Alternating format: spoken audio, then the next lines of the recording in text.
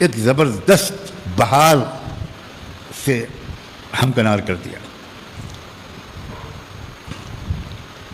کاش کہ اتنا وقت ہوتا کہ میں اس بہار کی کچھ تفصیل بیان کر سکتا. جو خاندان ابراہیمی کے ذریعے سے انسانیت کو جو بہار ملی اور جس میں جتنا حصہ ابراہیم علیہ السلام کی قربانی کا تھا اتنا ہی حصہ ان کی اہلیہ مکرمہ کی قربانی کا تھا، اتنا ہی حصہ ان کے نوجوان صاحبزادے کی قربانی کا بھی تھا. جب کوئی خاندان پورا دین پر مر مٹتا ہے تو کچھ اور ہی بہار آتی. کوئی گھر کا اکیلا فرد دین کے لیے، اس توحید کے لیے، انسانیت کی ترقی کے لیے، انصاف اور امن قائم کرنے کے لیے کوئی قربانی دے، گھر کا ایک فرد، تو بھی غنیمت ہے، نہ ہونے سے بہتر ہے.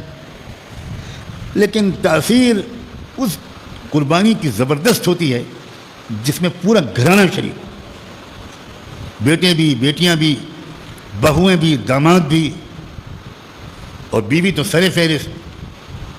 تب جا کر کھیتی اگتی ہے. ابراہیم علیہ السلام کی جو قربانی تھی ان کے خاندان کی، اس کا ذکر خود ابراہیم علیہ السلام کی زبان سے قرآن میں اس طرح آیا ہے کہ انہوں نے اللہ سے ایک موقع پر کہا، ربنا انی اسکنت من ذریتی بواد غیر ذی زرع عند بیتک المحرم ربنا لیقیموا الصلاۃ فاجعل افئدة من الناس تهوی الیہم وارزقہم من الثمرات لعلہم یشکرون. ابراہیم علیہ السلام پیدا ہوئے عراق میں، نبوت و رسالت ملی عراق میں. عراق 100% بت پرستی، مورتی پوجا اور شرک میں ڈوبا ہوا تھا، بلکہ پوری دنیا میں بشمول ہمارے ملک بت پرستی، مورتی پوجا اور شرک عراق سے ہی آیا ہے. ہمارے ملک کی اصلی سنسکرتی، پراچین تہذیب ہرگز ہرگز ہرگز مورتی پوجا اور بت پرستی کی نہیں تھی. بات دوسرے رخ پر نکل جائے گی، اس لیے میں اس کی تفصیل اس وقت نہیں بیان کر سکتا.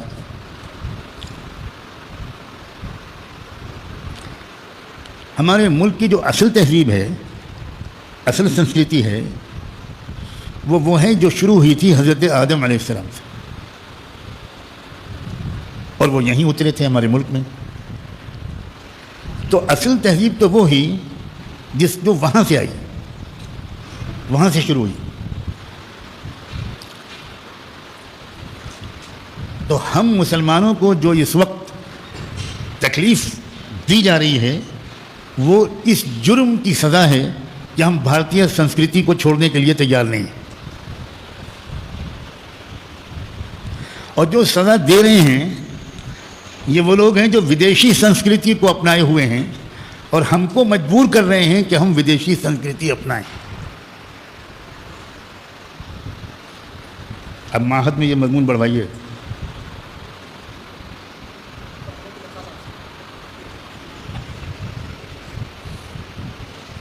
واپس لیتا ہوں.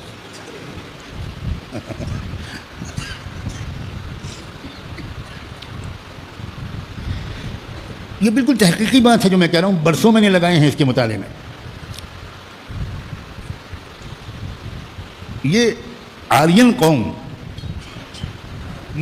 قوم کہاں سے آئی؟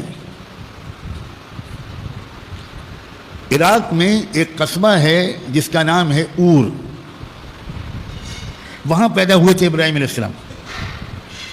اور اتنے کٹر قسم کے مشرک تھے وہ کہ حضرت ابراہیم علیہ السلام کے ساتھ کیا کیا ہوا وہ آپ کو سب کو یقیناً معلوم. گھر سے نکال دیا باپ نے، اور میں نے کتنی آیتیں پڑھی تھیں جس میں بے چینی نظر آتی ہے ابراہیم علیہ السلام کی کہ وہ بار بار لوگوں سے بات کر رہے ہیں، ڈائلاگ کر رہے ہیں، لوگوں کے سامنے سوال کھڑے کر رہے ہیں. قوم سے پوچھتے ہیں لوگوں سے کہ بھئی کیا ہو گیا آپ کو، یا آپ کاہے کی بندگی کر رہے ہیں، کس چیز کی عبادت کر رہے ہیں، جو سن نہیں سکتے، بول نہیں سکتے، کھا نہیں سکتے. تو جواب کیا ہے؟ کہیں جواب یہ ہے انا وجدنا آباءنا کذالک یفعلون، بھائی ہمارے پروج یہی کرتے چلے آ رہے ہیں۔ کہیں جواب یہ ہے حرقوہ وانصروا آلہتکم، جلا دو اس کو، بدماش کو، نالائق، آگ میں ڈالو اس کو۔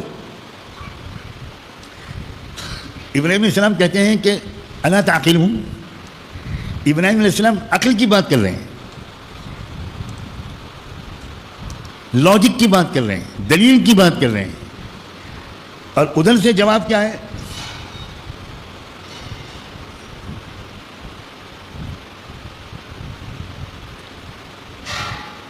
اس کو آگ میں جلاؤ، مارو اس کو۔ اللہ اکبر کبیرہ۔ اللہ تعالیٰ کو ابراہیم علیہ السلام سے صدیوں تک کام لینا تھا، تو جسے اللہ رکھے اسے کون چکھے۔ ڈال دیا آگ میں انہوں نے، اللہ اکبر۔ اتنا بڑا الاؤ تھا، یعنی وہ جگہ میں نے دیکھی ہے کہ جس جگہ کو بنایا گیا تھا الاؤ بھڑکانے کے لیے، تو میں سمجھتا ہوں یہ جو ہال ہے ہمارا، اس سے چھوٹی ہی کم جگہ ہوگی، وہ تھوڑی کم جگہ ہوگی، اس میں بہت دن تک الاؤ بھڑکایا گیا، آگ جلائی گئی، اللہ کی پناہ۔ اور اس آگ میں ابراہیم علیہ السلام کو پھینکا کیسے جائے؟ بہت اونچی جگہ تھی وہ جہاں ابراہیم علیہ السلام کو انہوں نے گرفتار کیا ہوا تھا، تو ایک توپ لائے وہ، اور توپ کے دہانے پر ابراہیم علیہ السلام کو باندھا، اور جیسے توپ کا گولا جاتا ہے بہت دور جا کر گرتا ہے، اتنے فاصلے سے انہوں نے وہ توپ چلائی، اور ابراہیم علیہ السلام بہت دور سے جا کر بلندی سے اس الاؤ میں جا کر گرے۔ اللہ اکبر۔ جو بھروسہ ابراہیم علیہ السلام نے اللہ پر کیا تھا، اللہ کا یہ قانون ہے، تم مجھ پر جتنا یقین رکھو گے اسی اعتبار سے میں تمہارے ساتھ معاملہ کروں گا۔ یہ بات خاص طور پر سمجھنے کی ہے۔ آج یہ باتیں سن کر ہمارے ذہنوں میں سوال پیدا ہوتا ہے کہ یہ مددیں آج ہمارے ساتھ کیوں نہیں آ رہی؟ کیا ہم کو اللہ پر وہ یقین ہے؟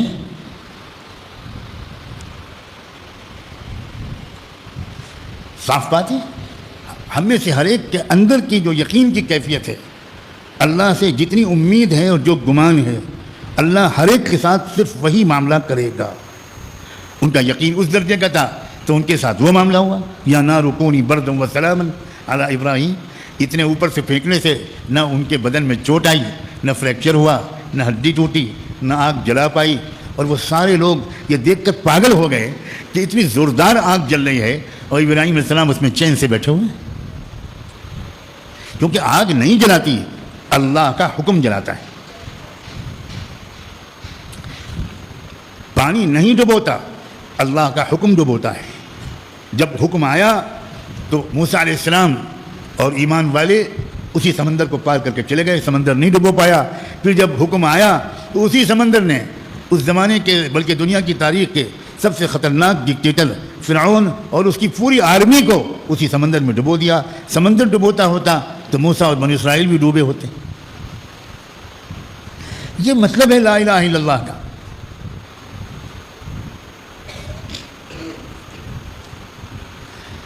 اب عراق سے نکال دیے گئے۔ جب لوگوں نے دیکھا کہ کچھ بھی تدبیر کام نہیں کر رہی تو لوگوں نے کہا کہ بابا تم یہاں سے جاؤ۔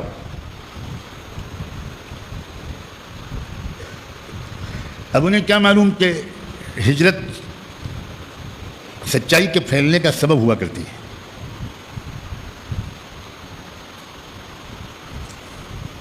لہذا اللہ تعالیٰ نے رہنمائی کی اور بیت المقدس کی طرف عراق سے وہ منتقل ہو گئے۔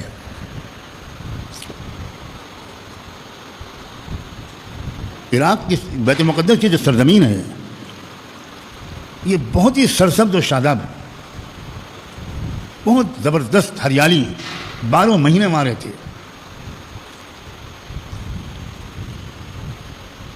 اب اچانک اچھے بیت المقدس میں رہ رہے تھے اللہ کے بندے ابراہیم، اور عبادت اور دعوت اور ذکر و مناجات سب معمول اعمال چل رہے تھے۔ اچانک اللہ نے ان کو حکم دیا کہ اپنی بیوی ہاجرہ کو اور ننھے منھے بچے کو ساتھ میں لو اور اس جگہ جاؤ جہاں کھیتی ہریالی تو کیا ایک پودا نہیں ہے، وہاں جاؤ۔ اب یہ ہے توحید، یہ ہے اسلام۔ اسلام کہتے ہی اپنے آپ کو اللہ کے حوالے کر دینے کو ہے۔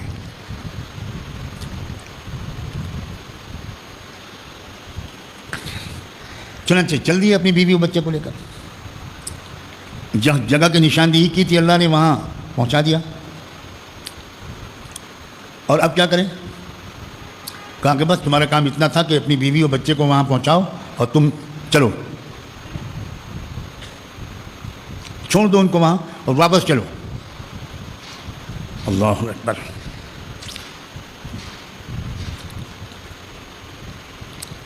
ایک سوال اللہ سے نہیں کیا کہ اللہ میں ان بیوی بچوں کو کیا کروں، آپ نے تو کہا تھا کہ یہاں ان کو پہنچاؤ، اب میں کیا کروں، یہاں تو کچھ ہے ہی نہیں، زندگی کا کوئی سہارا نہیں ہے، پانی کی ایک بوند نہیں ہے۔ لیکن یہی تو اللہ سمجھانا چاہ رہے ہیں ابراہیم علیہ السلام کے ذریعے کہ اسلام کسے کہتے ہیں، کہ بس حکم کے سامنے سر تسلیم خم ہے، باقی سب اللہ پر چھوڑو۔ تم خطرے مول لو گے، تم قربانی دو گے اللہ سے اچھی امید رکھتے ہوئے، تو اللہ تمہاری مدد کر کے دکھا دے گا۔ چنانچہ ابراہیم علیہ السلام تو چل دیے، بیوی حیران کہ کیا آپ کہاں جا رہے ہیں؟ ایک بار، دو بار، تین بار، کوئی جواب نہیں۔ سمجھ گئی بیوی، پوچھا کیا اللہ نے آپ کو اس کا حکم دیا ہے کہ مجھے اور بچے کو یہاں چھوڑ کر آپ کہیں جائیں؟ تو اشارے سے کہہ دیا ہاں مجھے اللہ نے حکم دیا۔ ہزاروں السلام ہو اس عظیم خاتون پر، اس کی زبان سے نکلا اذن لن یضیعنا اللہ، بس پھر آپ جائیے۔ جب آپ اللہ کے حکم سے اس طرح ہمیں چھوڑ کر جا رہے ہیں تو پھر اللہ کریں گے ہماری حفاظت، آپ جائیے۔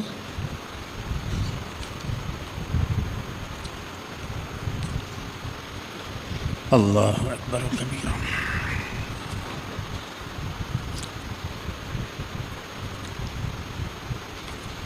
اب عجیب و غریب بات یہ ہوتی ہے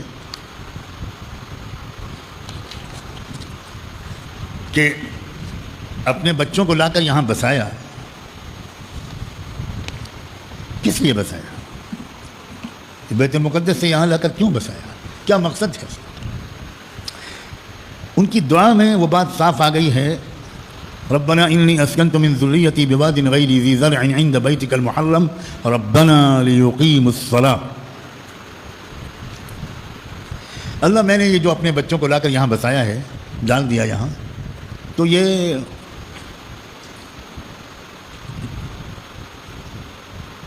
اس مقصد سے میں نے بسایا ہے کہ یہ لوگ نماز قائم کریں۔ کیا نماز قائم کرنے کا مطلب صرف یہ ہے کہ وہ نماز پڑھیں؟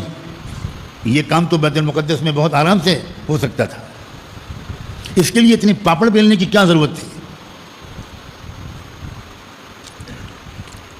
اصل میں بعد میں آنے والے واقعات اس سوال کا جواب دیتے ہیں کہ ربنا لیقیموا الصلاۃ، اقامت صلاۃ کا مطلب یہاں پر کیا تھا؟